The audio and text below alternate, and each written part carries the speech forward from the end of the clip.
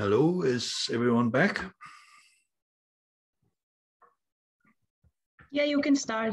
Okay, welcome back. So let's take another look at safe use of herbs and particularly pick up on interactions, the interactions between herbs and drugs. And this is a significant topic, which is why I thought we would have a break before we get stuck into it.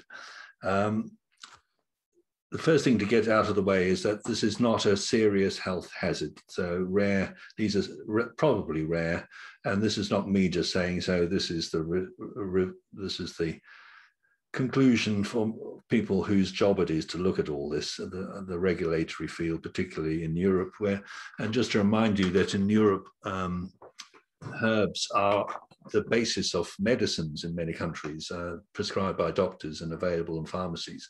And so there are formal mechanisms for monitoring the use of herbal medicines in Europe that are quite useful as a guide to their safety.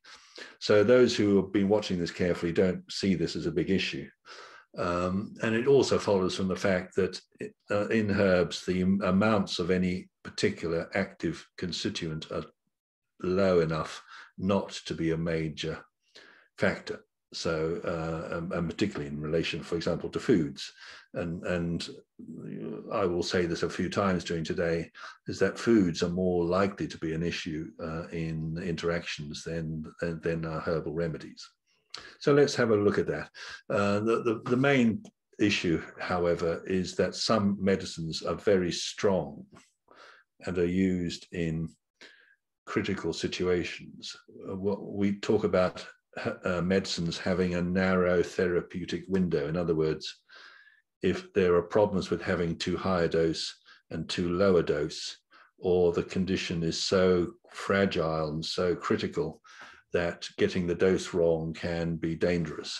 And in those situations, you need to be careful what you eat as much as anything else. And it's a sad reflection that many physicians who are prescribing medicines don't give patients enough advice about the foods that they should be careful with, because as we'll see later, foods are probably more of a problem than the herbs in these situations. The point, and I'll come back to that, is that the body metabolizes modern medicines much as it has always metabolized natural xenobiotics. Xenobiotics are foreign biological materials, and plants, as we'll see, have a lot of these. So that there is a natural way in which interactions can occur internally between plants and drugs. So there are two main types of interaction, what we call pharmacodynamic interactions and pharmacokinetic interactions. The first one we can get out of the way fairly quickly. Pharmacodynamic interactions are where the herb and the drug and the conventional medicine have overlapping effects. Where they work along the same pathways, they have similar properties. This doesn't happen very much. The effect of herbs is so often very different from the effect of modern medicines that these interactions are less likely. The classic example that everybody talks about is St. John's wort, which has been shown to interact with SSRI antidepressants. But as we'll see later, I think that is more to do with other interactive effects than the fact that they may be operating along the same mechanisms. So actually, we generally don't talk about the risk of pharmacodynamic interactions very much. So the main topic of conversation here is what we call pharmacokinetic interactions. And these are where the herbs may affect the uptake, the utilization, or the availability of a medicine. They are unpredictable in many ways, but they can be at least bracketed, as we'll see later, into various types. So we have the possibility of a physical or chemical interaction within the digestive tract. or other area of assimilation, by pharmacological effects of the plant on assimilation, and by effects on the enzymatic metabolism of medicines. I could add there, which there's the one missing there, which is the effect on the medicine's elimination, but we'll come on to that a little bit later. But so in pharmacokinetic means affecting the movement of the medicines or the drugs. And so it's the uptake, the assimilation, the utilization, and the elimination. Those are the areas where we could possibly interfere with our herbs. So there are several categories we could look at. So I'm going to take each one at a time. So there are several ways in which herbs can reduce the absorption of conventional drugs, conventional medicines. And I'm just going to take a few examples of each: tannins, gums, mucilages, saponins, and resin. So let's look at the tannins first. So tannins, there are many remedies that are used for their tannin effect. And this is a classic example: witch hazel, mostly available from North America, but widely grown elsewhere. And all parts of the plant, the bark, the leaf, and the flowering heads are actually all used for their tannin constituents. But the classic example in tradition are these, what were called oak galls, which are secretions by oak trees in response to insects that damage the bark. And so the oak produces these excrescences, these secretory balls called galls, oak galls. And these have traditionally, particularly in Middle East and in your area, been associated with making leather. And that is what tannins do. They take, if you expose animal tissue, soft animal tissue or human tissue for that matter, to tannins turn that tissue into hard leather. And it's simply the effect of the polyphenols in tannins, the type of polyphenol, on protein. And it's analogous to cooking an egg. So a raw egg is fluid. When you cook it, it turns solid. And that is because the protein in the egg knots up and you get this solid version of it. And as you can agree, you can't reverse that. So you can't liquefy the boiled egg. It's permanently knotted up. And this is very similar to the effect of tannins on soft tissue. It turns them essentially into leather. And so whenever you take a liquid herbal product that contains tannins, you are in effect turning your mucosal surfaces on the lining of your mouth, the throat, the gullet, the upper digestion into leather, which sounds very alarming. But the good news is that that is very temporary, because the mucosal surfaces are constantly renewed from behind. So it's a temporary leather coating that you are making. And this isn't obviously just herbals, because the most common example of tannin consumption in where I come from is ordinary black tea, which contains a lot of tannins, and wines also are often high in tannins. So taking any of those, and you'll know the sensation in the mouth when you take something that is high in tannins, you get that puckering, drying quality in the mouth. And that is the effect of the tannins making the lining of your mouth leatherized. Now you can see that there are two effects here. One is the positive one, and that tannins are used for wound healing, and always have been. So that if you did get a wound, and you got an open wound, and you were in a wild place where you couldn't get hospital treatment, it's still the case that one of the best things you can do is to find a tree, any broadleaf tree, a tree that loses its leaves in the winter, and take the bark of that tree and cook it in water, and you get this orangey brown liquid, which is what tannins look like. And if you wash the wound with that, you'll form a leather surface on the wound, which will save your life sometimes, because it seals it up and prevents it getting infected and so on. So you can imagine that that would also be a benefit if you were to take a tannin for an ulcer, for example, in the stomach, for gastritis, for some damage to the gullet or the throat or upper digestion. But the negative side is that the tannins can reduce the absorptive capacity of the mucosa, so that a high tannin mixture could reduce the absorption of things like medicines. So that's definitely one to watch out for, particularly if your patient is on a critical dose of a medicine where the effect of lowering its dose could be dangerous. You should avoid taking too many tannins. But that also means the physician should be telling their patients not to drink too much tea, black tea, because that could have the same effect. So another group that could do this are the mucilages. This is a classic mucilage from North America called slippery elm. And that is the inner bark that you see being scraped away there.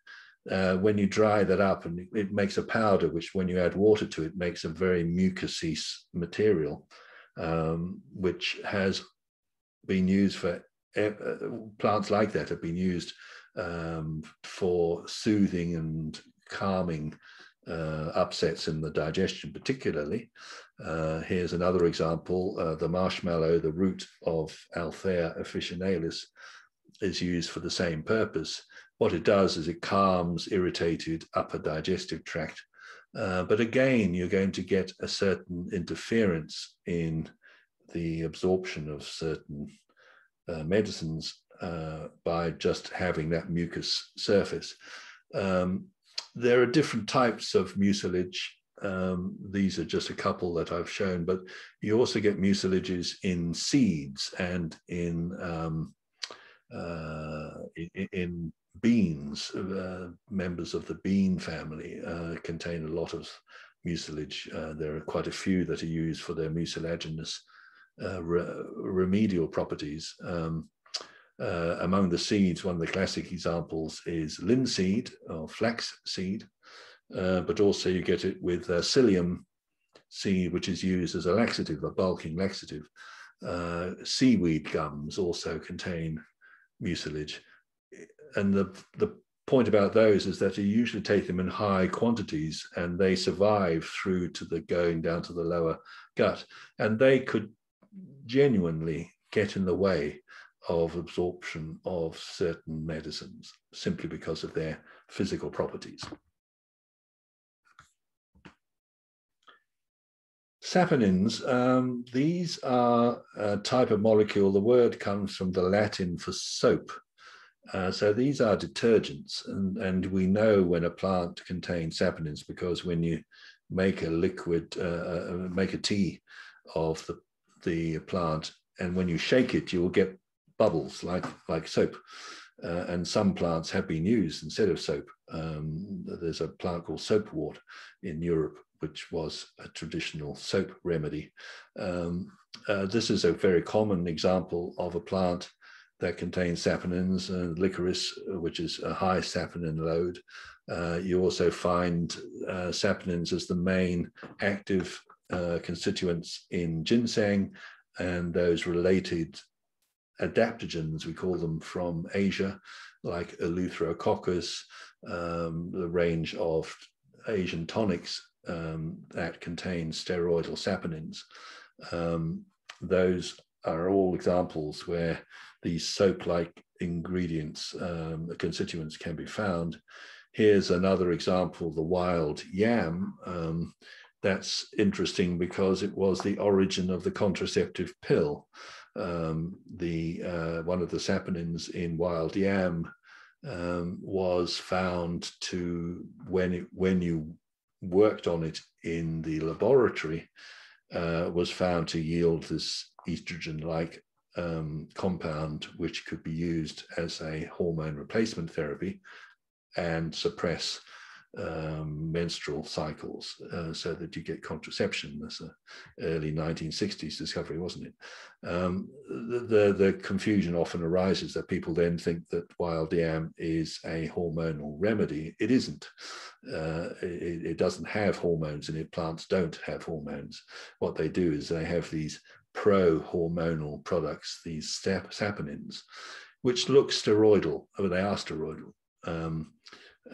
And which we use, like ginseng and licorice, we use them because they modulate steroid activity in the body, whether it's ovaries or adrenals or testes. These are all steroid producing glands, and we use saponins to modulate these glands, but they're not hormones themselves. The main issue here is that because they're detergents, they interfere with fat absorption and fat metabolism in the gut, and can affect the absorption of lipid-soluble medicines and vitamins, for that matter. So if you were having high levels of saponins in your medicines, that could, in theory at least, interfere with the absorption of some of these, some medicines. Another group that can, one of my favorite types of plant constituents are the resins. This is a classic resin called frankincense. You'll be familiar with that. It has this strong aroma used in temples and churches and as a incense. And it comes, of course, from East Africa. And is still obtained there from the sap of a tree, along with this one, which you'll also be very familiar with, myrrh, also from the same area. You'll be familiar also with the quality of resins. It's got a tacky, they have a tacky quality to them. They're very brittle. They're incidentally insoluble in water, so to get them in solution, you need a strong alcohol extract. But myrrh, for example, is one of my favorite remedies for the mouth and the throat. So I use a 90% alcoholic tincture of myrrh mixed with a 90% extraction of calendula, the marigold. Anyone who's seen these plants and crushed the flower in their fingers will recognize that the flower heads there, the seed heads in the middle, are resinous. They have that tacky resinous quality. And if you dissolve your calendula in high alcohol, you'll get a high resin extraction from it. And myrrh and calendula in high alcoholic extract make a very powerful combination, which I then mix with licorice, that we mentioned earlier, in a 1-to-1 extract of licorice. That's important because you need the physical properties of licorice to keep the resins in solution. And that mixture of licorice, myrrh, and calendula are brilliant for mouth wash, gum wash, throat mixtures. So you gargle with them, you swill them around your mouth or your gums if you have gum disease or tooth problems, if you have throat infections, if you have mouth trouble in any way. Swilling around with these resins, what they do is they leave a lining of resin on the lining of the mouth, and that you can feel it. It feels a bit like paint stripper, I sometimes describe it. It's quite a powerful sensation, feeling the resin lining your mucous surfaces. But what seems to happen, what you feel happening, is the white blood cells and the tissues behind become very agitated and active by that resin coating, and that makes them up their game and become much more active in our defense. So with those herbs, gum and problems and throat problems really are very accessible to treatment. However, thinking about it, that resinous surface is almost certainly interfering with absorption. So if you were to take a lot of these resins, and this is one, frankincense or boswellia, that is often used as a supplement because of its effects lower down in the gut, then there's a possibility that using this in the gut in relatively high quantities could interfere with the absorption of certain medicines. So another group to be concerned about. So those are, as I said, constituents or ingredients of plants that could interfere with the absorption of conventional drugs and to be watched for. But there are some which increase absorption of conventional drugs or are likely to. There's increasing evidence of this. So we start with the ones that we're all very familiar with, which are hot spices. And these are sometimes called acrid remedies. So what they do is that they stimulate. Well, it's that you feel heat, don't you, when you take something like ginger, or here's the other one, cayenne. You feel the heat. The heat is incidentally not burning. It's actually a tingling effect from the fact that these plants contain constituents that stimulate pain fibers, actually, in the mucosal surface, and you get a reaction as a result of that, which leads to increased blood flow in the tissues around their lining. So and indeed there's increased circulation around the body. So if you take a mouthful of ginger or cayenne, you can see that body temperature is actually rising very quickly afterwards. So that's why they're called hot or heating, and they are used as heating remedies, and we'll talk a bit more about those later.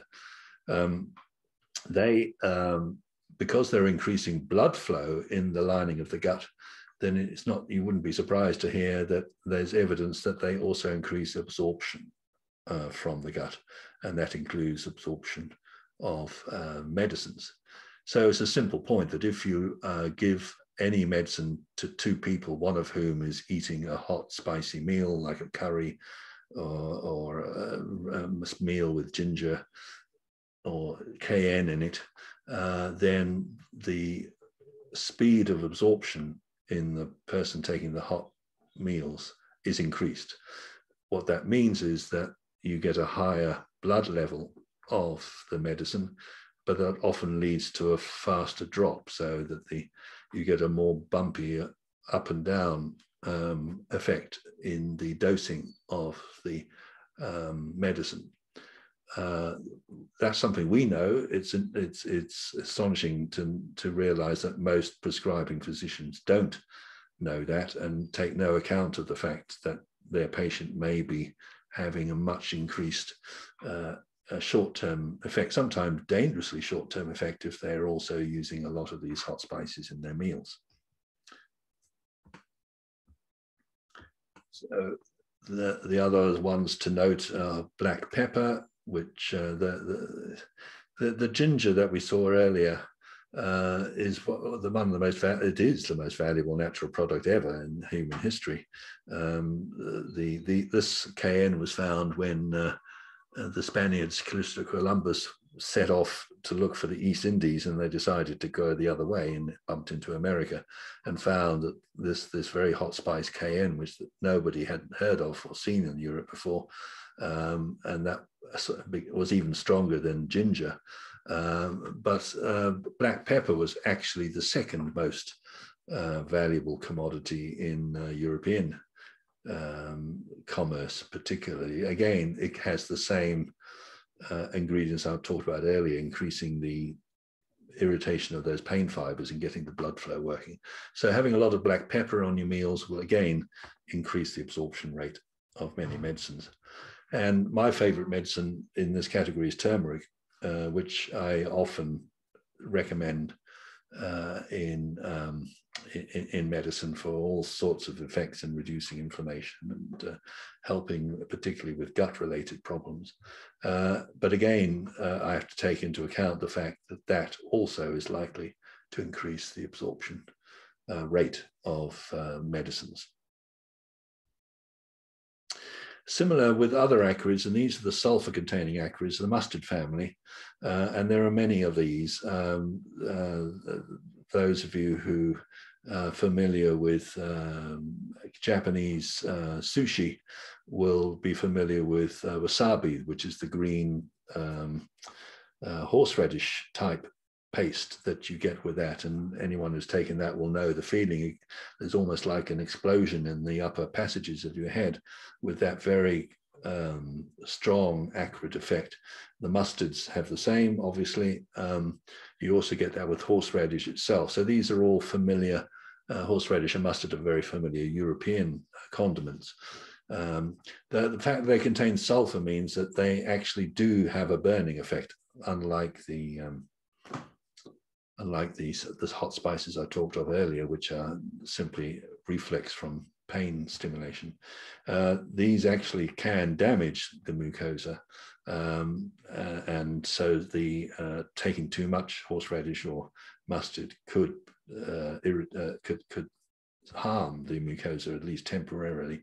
But again, you're opening up your mucosal surfaces to increased absorption rates from medicines. And we shouldn't forget garlic and onion also have sulfur. And although when you cook them that you lose that effect, if you are prone to having raw garlic in your meals, that will also be a possible consequence of increasing absorption rate. Another group that is likely to do this, although the evidence isn't quite so clear, are the bitters. Bitters are, as anyone who's been involved in herbal world will know, are the most powerful traditional remedies of all, highly respected in every tradition. And even, there are archetypal qualities of herbs, because they taste bitter, they must be good for you, is a term that we often have in this country. So bitterness is associated with the benefits of herbs, but you get these archetypal classic bitters, and this is one of them, wormwood. Wormwood is a very familiar European remedy, a member of the mugwort family, and it's also a relative of the plant that produces artemisinin, which is used now as an anti-malarial. The bitters are remedies which we use to improve digestive performance, and the effect is due almost entirely to the fact that these stimulate receptors called bitter receptors. Initially we thought that was mainly in the mouth, but we now know that bitter receptors are found all around the body and certainly further down in the gut. And the effect of stimulating these receptors with these herbs is that you increase all sorts of digestive activity. So all the functions of digestion are uprated by bitters. So we must assume that that includes the assimilation of medicines. So taking bitters with your medicines is likely to increase their absorption and assimilation. There are other ways in which pharmacokinetic interactions can occur. The first is group we're looking at here is in the enterohepatic circulation. Now, this is mostly theoretical. There's not much evidence of this, but you could expect it from what we know about the effect of our herbs here. So enterohepatic circulation is the process by which the bile produced by the liver initially gets pumped into the gut, past the gallbladder, into the gut, and then the bile is a detergent itself, and that helps with the assimilation of fats and fatty nutrients like fat-soluble vitamins and so on. The point being that 95% of those bile materials gets reabsorbed and comes back to the liver to be recycled. So that's the entero gut hepatic liver circulation. So liver, gut, recycling, so to speak. So anything that changes the dynamics of that recycling is going to have an impact on the blood levels of drugs. And there are some drugs that are entirely secreted or excreted from the bile. So morphine is a classic example, as is digoxin, we talked about earlier. These are excreted from the bowel via the bile. And so increasing the absorption of that, the reabsorption of bile content will obviously slow down the elimination of these medicines. And that's likely to be an issue. It works the other way as well. And we'll see further down there that if you increase elimination from the bowel, as with laxatives, you're almost certainly reducing the recycling that goes on in the enterohepatic circulation. And that means you're reducing the levels of many medicines in the body. So things that increase enterohepatic recycling and things that decrease it are likely to have an effect on your levels of medicines. So here's another bitter. I always like to bring bitters back in. So this is Andrographis or Kalme from India. One of the most bitter things you can find. You don't need much of this to really switch on your digestion. It's called the king of the bitters from India, sometimes referred to.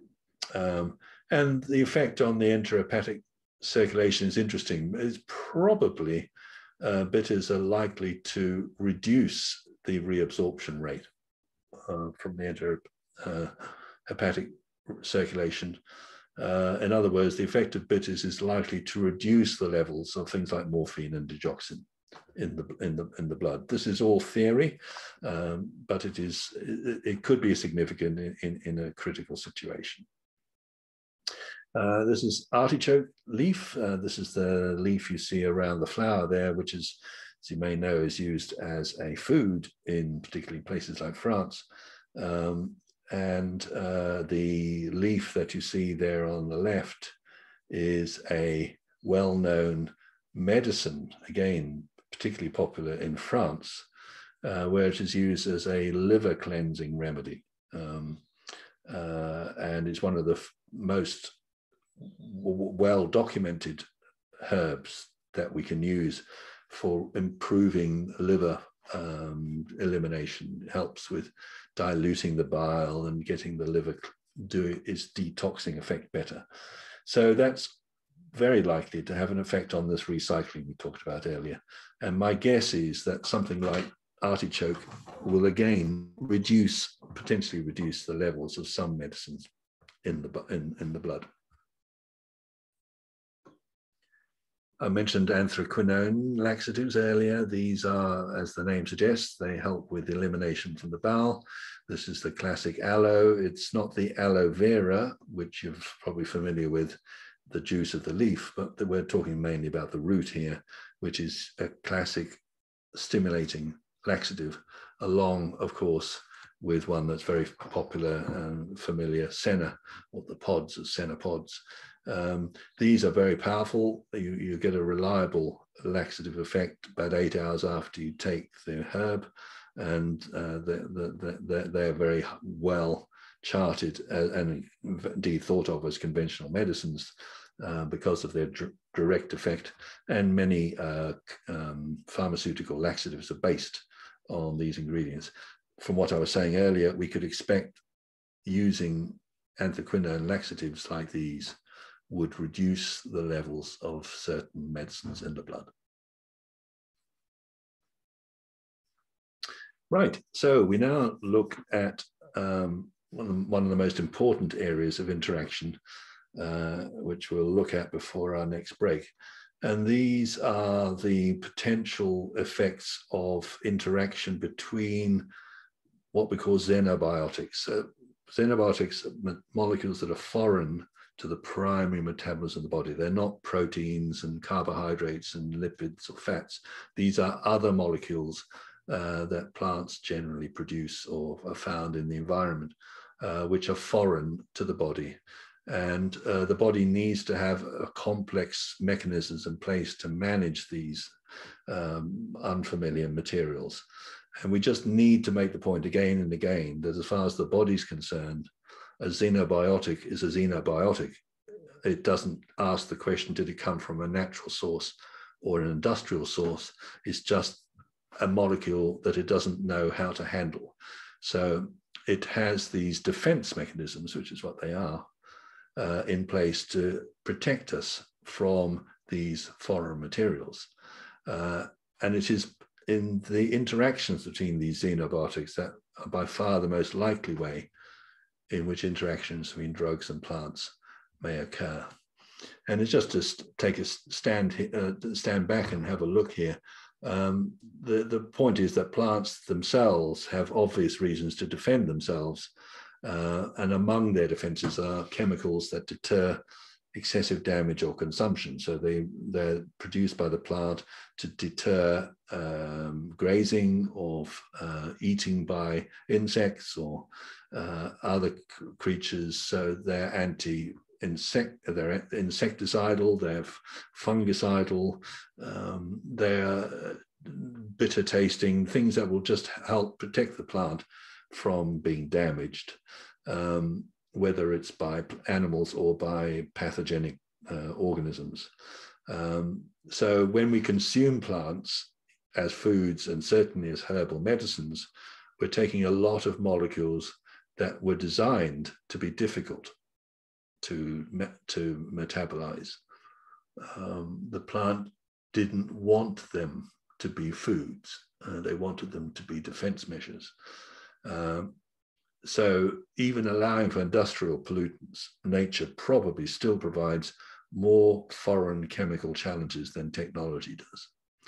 And there's a classic book called Introduction to Ecological Biochemistry, which is still available, where J.R. Harborne demonstrates that plant species evolved to produce these secondary metabolites to regulate their growth, their development, to attract pollinators, to help with reproductive functions of various sorts, and particularly defense against fungi, viruses, and insects. And of course, animals and humans evolved alongside these plants and were eating these plants. So their own biochemical mechanisms evolved to deal with these foreign materials. And we've inherited, if you like, an age-old co-evolution between plants and animals. So, and the point that we can make is, as herbal practitioners, that many of our constituents that we value are xenobiotics. These are secondary plant metabolites that the plant probably produced to manage its affairs, to defend itself. So here are examples of phytochemicals that are very familiar to herbalists and to pharmacists, which were designed probably to be challenging for us. And so we rely on our biochemical processes to make these safe and maybe even to have benefit from them. But they start out by being foreign.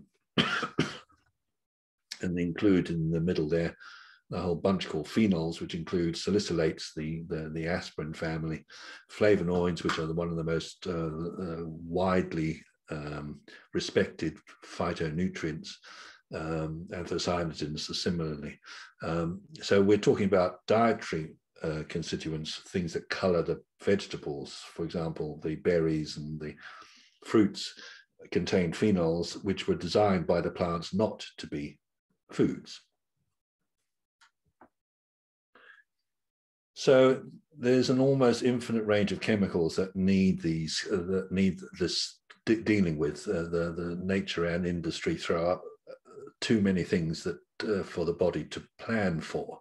So you need to have a very adaptive defense mechanism, a little bit like the immune system is infinitely adaptive. So the idea of the immune system is it can recognize almost anything that you get into the body.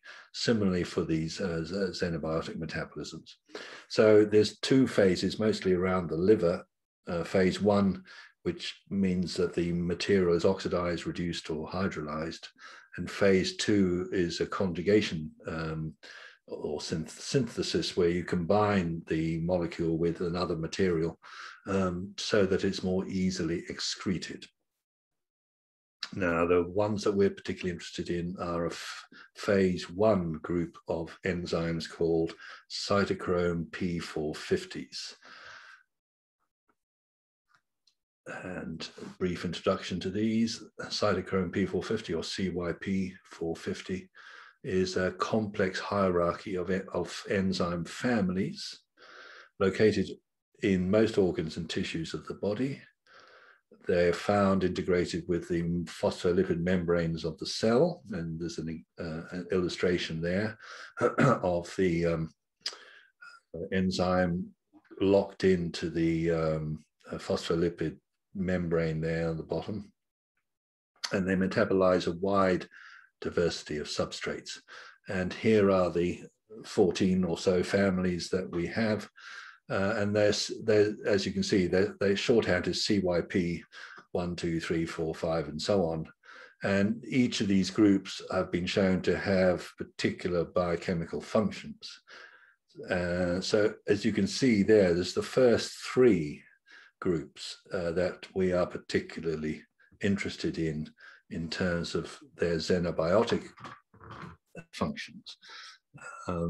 As we'll see, there's one particular enzyme in particular that we are interested in here.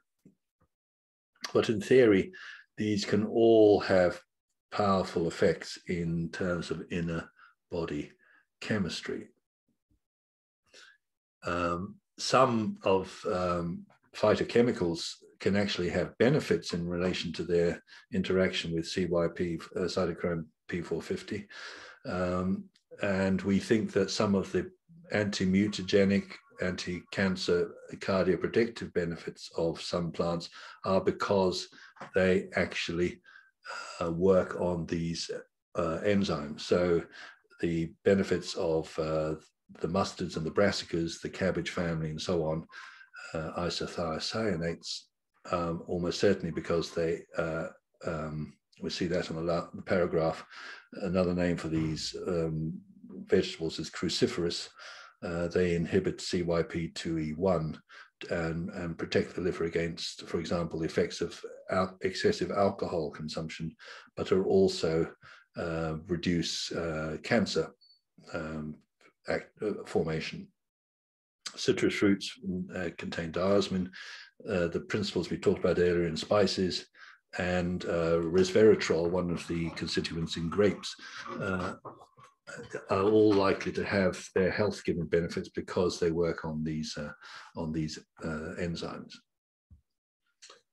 However, it's more often the risks that we pick up on. So CYP450 metabolism is often an effective way of keeping ourselves safe. But when we've increased the exposure we now have to industrial molecules, the load on the cytochrome system has increased, and there are now increased risks of adverse consequences. So CYP450s may be an activator of cancer, and we've mentioned already comfrey and coltsfoot, the prolixidian alkaloids from those plants. And the cytochrome system is particularly responsible for interactions between plants and drugs. And the best way of describing that is to talk about one particular cytochrome P450, which is CYP3A4, which is the most abundant cytochrome P450 in the human liver. 30% of the total cytochrome P450 content, also found in the gut and other places, is involved in steroid breakdown, but it's a fundamental role in the metabolism of more than half of currently prescribed drugs. Now, when we were looking at interaction, we need to understand there are three elements in the cytochrome equation. The first is the substrate. That's the molecule that the cytochrome enzyme is working on. And those are listed in the left-hand column. and you'll see that they include many familiar prescription drugs. So if you run your eyes down the list, you'll recognize many of those drugs as prescription drugs, right through to the bottom. So some of them are very important, powerful ones, the anti-HIVs, for example, some of the drugs most often used for heart and cardiovascular conditions, for depression. Viagra is in there, warfarin as an anti-blood clotting agent, steroids themselves, all are worked upon by cytochrome P3A4. Then the second group are molecules that inhibit cytochrome P3A4. And there's another list of materials there. And again, you'll find conventional drugs listed. But look further down there, you'll see a little way down there, you'll find garlic is listed. A bit further down, you see red wine is listed. Grapefruit is listed. Various herbs and umbelliferous herbs are listed. And these are all, and this has to be said, mostly in laboratory situations, found that these materials inhibit CYP3A4. Now you can see what that means. It means that the breakdown of the materials in the left-hand column is slowed. So if you are on cyclosporin, for example, a powerful anti-rejection drug, and you happen to have a lot of grapefruit, as an example, the breakdown of cyclosporin would be reduced and the levels of cyclosporin in the blood would increase. And that could be quite a significant problem, couldn't it? So increasingly, for example, prescribing physicians, when they're prescribing very powerful drugs like this, will warn the patients not to have grapefruit, because grapefruit has been found to be quite a powerful inhibitor of this enzyme. And similar advice could be had for some of the other ones, although it's not often available. The role of garlic and red wine is probably minimal, but it's worth noting, if you happen to be a heavy user of any of those, that they could actually lead to increased levels of the bloodstream. An old guy that I knew, who was well known in the herbal world, I won't give his name, had a brother who had to rely on Viagra in his old age, and he had given him the word to the wise that he could probably get away with half Viagra dose if he took a lot of grapefruit juice at the same time, because the grapefruit juice would in effect make the Viagra stronger. So you heard it from here first. That's a slightly more amusing example of how this could work, not however to be applied more widely, as you can see. Some of the other herbs that you see, various herbs are listed there, and the evidence is not very clear, but there's a potential interaction, as you can see, in which some herbs could lead to increased levels of some medicines. Then on the far right, you've got inducers, and these are substances that induce the cytochrome P3A4. In other words, make them work faster. And the classic example there on the herbal world is listed there, and you'll recognize it, St. John's wort. And this is where much of the problems attending to St. John's wort come in. There are other cytochrome P450s, which this has a similar effect on, but this is by far the most important. So the effect of taking St. John's wort is that it induces the breakdown of the drugs on the left-hand side. In other words, lowers their effect in the body. So it could make a prescription less effective. And when it's cyclosporin, when it's warfarin, if you're taking a hormone like a contraceptive pill, which is actually one of the substrates on the left, it might be concerning that taking St. John's wort would actually reduce the effect of that herb.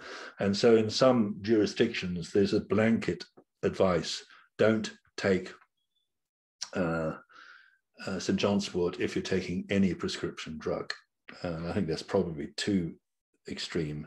But we need to be very careful if we have a patient who is on an antidepressant or an anti-epileptic or an anti-rejection drug, or anyone where there's a very narrow window of activity, to be careful with, and on the safe side, don't give St. John's wort. It just happens to contain a constituent that is very powerful inducer of these this particular enzyme. So I hope that sort of clarifies the story there. So back to what our conclusion here is, that we're saying that there are medicines with what we call narrow therapeutic windows where the effect of over or underdosing is critical. And so anticoagulant therapy, cardioactive glycosides like digoxin, antidepressants, particularly for powerful ones, anything for epilepsy, immunosuppressants, anti-rejection drugs, and anti-HIV medicines are all critical dosing. And the potential risks of mixing them with some of the herbs we've been talking about are strong and are high enough for us to be careful. So back off is the best thing to do if you've got a patient who's on a very critical prescription of this sort. The risks are raised substantially. If you're interested in really getting under the skin of this thing and really understand herb-drug interactions, I can recommend you become a practitioner member, logging in at my co-authors, Kerry Bones' original company, MediHerb, and you can find it at mediherb.com.au, it's Australian company. And if you log in as a practitioner, register as a practitioner, you can get access to Kerry's very detailed herb-drug interaction chart. And you can see the first page there. And essentially what it does is it gives the herbs, and top there's bilberry and then black cohosh and bladderwrack and so on, and then gives drugs for which there is evidence of interaction. And then on the far right, recommended action. So it runs from monitor to contraindicated through to, I think the main ones are those two. So you just watch or you don't use at all. So there's no other chart like it that's of such thorough detail and so evidence-based. So if you really do want the best up-to-date version of a real practice-based guide to interactions, then I would recommend you log in as a practitioner customer to MediHerb in Australia. They produce pretty good herbal medicines as well. So guidelines for practitioners suggest, if in any doubt at all, particularly taking the herbs and drugs at different times, separate them by at least an hour, preferably more, because most of the effects I talked about earlier are fairly short term. So if you take them at different times, you'll reduce the effect considerably. And stop taking herbs at least 48 hours before going into hospital for surgery, particularly when there's general anesthetic. And if there is general anesthetic, I would actually make it a few days more than that, simply to just take the herbs right out of the equation. Clearly, surgery is a much greater risk generally, and the more simple life is at that point, the better. So everything I've said earlier is A, there's not very much strong evidence, and B, what the evidence isn't very high level danger. But this is just a quote from someone who ought to know. So serious doubts exist as to the reliability of published information on herb-drug interactions. It is unclear from the information provided whether the herb-drug interactions are real and caused by true interactions, or the evidence to date is based on assumptions, but in most cases we do not know this. Reference books are often in contradiction to each other, and more rigorous research is urgently required. The reason I quoted this man is that he is often seen in the complementary and herbal community as an enemy of the cause. I know him because I was involved in his appointment in the University of Exeter 30 years ago, and worked with him for some time, and have had a complex relationship with Professor Ernst since. But he's written often about the dangers of hers, but clearly admits that we know not enough to be really serious. To be really clear, everything I've said so far is clearly about being prudent and careful. Back to our adverse reactions to herbs. We're heading for a break soon, but just going to tidy up a few things here. One of the often things that we will see ourselves in practice as adverse events are what we can call transient reactions. So these are short-term reactions that are, what the heck sort of reactions. They're not really serious, but which can be upsetting or uncomfortable for a patient.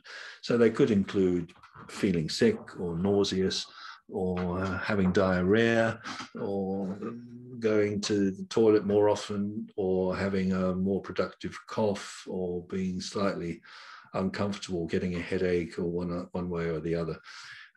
And this is simply the result of introducing something that's new, that unsettles the system, that rocks the boat a bit. Most often these are signs of readjustment. They usually go away on their own. They can be a reason to back off and to not proceed with that sort of treatment. I have patients who are very difficult to treat because they react to many things. So you have to be very gentle with them.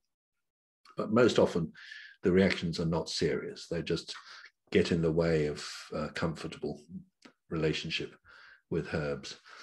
And finally, in this group and types of adverse reactions, we need to take account of the negative placebo effect here, sometimes called nocebo effect, which is the effect you can get from taking nothing. You can get them from placebos in clinical trials, where you give an inert substance like chalk or something, and you get sometimes quite severe adverse effects called nocebo effects. The cartoon says, do you think this stuff you're giving me is working? Because I haven't experienced any side effects, which is a joke that you can cut in different ways. People sometimes expect medicines to cause side effects. And you can get that expectation transferred across, so that some people associate medicine with causing side effects, and they get them. And it's a sort of auto-suggestion in some cases. It's often associated with these patients with a high level of anxiety or fear about treatments. They've had negative reactions in the past, and old responses come back to the fore. But sometimes they can get in the way of herbal treatment as well, and it can be very difficult to navigate around. But again, they're not due to the herbs in themselves.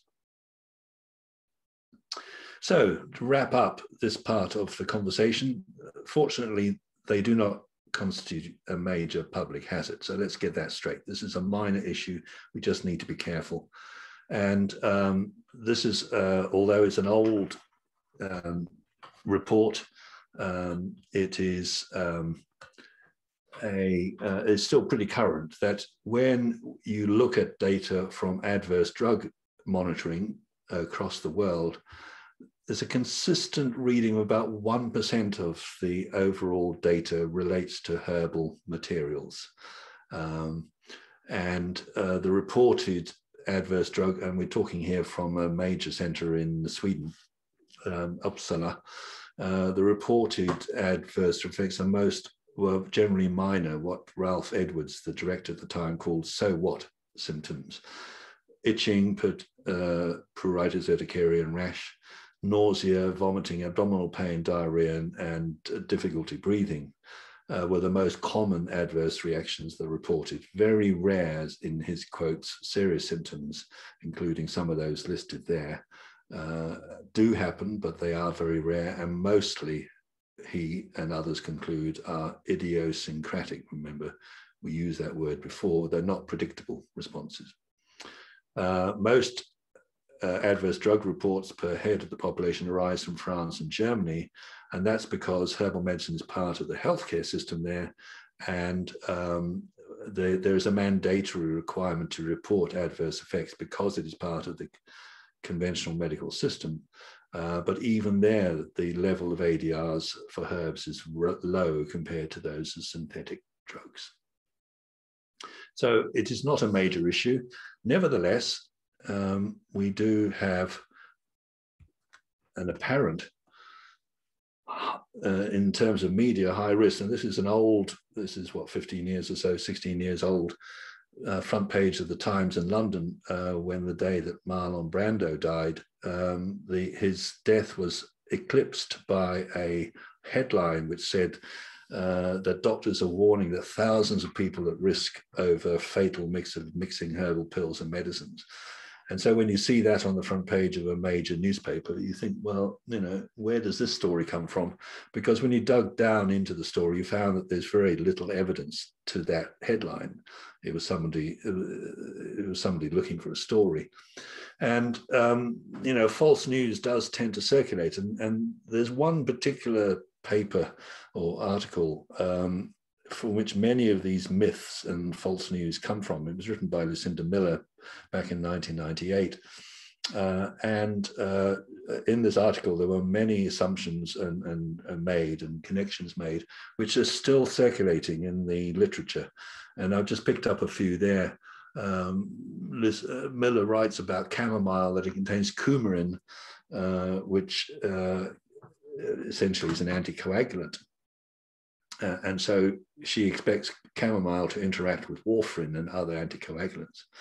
The reality is that coumarin is found in some plants like sweet clover and gives rise to a bleeding disorder, particularly in cattle and sheep. And it's because of a constituent called dicoumarol, which is the result of bacterial action on coumarin in damaged hay. So it comes from animals mainly eating moldy hay. And this dicoumarol was the basis of warfarin. However, coumarin's anticoagulant activity itself, the original material in chamomile, is 1,000 times less powerful because it is lacking the essential chemical group there. So there's two different meanings of coumarin. To the phytochemist, coumarin means plant chemicals with a coumarin structure. To the pharmacist, it means anticoagulant drugs. And Lucinda Miller simply confused the two. Coumarin itself is not found in chamomile. Instead, actually, it has derivatives of coumarin, hernia, and umbelliferant. In other words, simply incorrect material. But you still find people saying chamomile interacts with warfarin and anticoagulants. Similar thing with feverfew. Has been shown to inhibit platelet activity. So again, you should not use feverfew with anticoagulants. What we find in reality is that this activity is very low level. And in reality, the people who take feverfew have no upset to their coagulation mechanisms. Taking the argument further, if there was an effect, it would mean that feverfew was more powerful than aspirin as a pharmaceutical drug, and by now we would have been using it as a powerful new medicine. So it's an example of the sort of stories that circulate, and there's a few others here. Ginseng associated with high blood pressure. Reducing the number of platelets in the blood and prevent blood from clotting. Combining St. John's wort with various foods can cause severe blood pressure crises. Valerian interacts with barbiturates. Echinacea interacts with steroids, and echinacea could be hepatotoxic. And few can interact with non-steroidal anti-inflammatory drugs, leading to inhibition of their effect. All of those are exactly wrong. All have no substance in them at all, but you will find them in the literature, and some of your patients or customers can come back with these stories saying, should I be using ginseng with my blood pressure medicine? The answer is certainly you can. So just to summarize again, when we have a break, what is a prudent practitioner to do? First of all, buy quality, avoid interactions with powerful drugs with narrow therapeutic windows. And I would add, be careful in dosing with the elderly, the very young, and those with conditions like liver and kidney disease, where there is a risk of overdosing or critical dosing with any medicines. And note the impact on prescription medicines of spices, tannins, and laxatives in particular, among those that we have talked about. So let's have another break. And what I'm going to concentrate on the last hour is to switch completely now and talk about traditional medicine and about how people described traditional treatments and when to use them and when not to use them. So we're going to switch tack completely and talk about traditional approaches to indications and contraindications. So let's have another, shall we say, 10 minutes. Let's run over a bit here, and we'll do a bit of introduction to this tradition, and then we'll open up for questions and answers. So take a break. We'll see you in 10 minutes.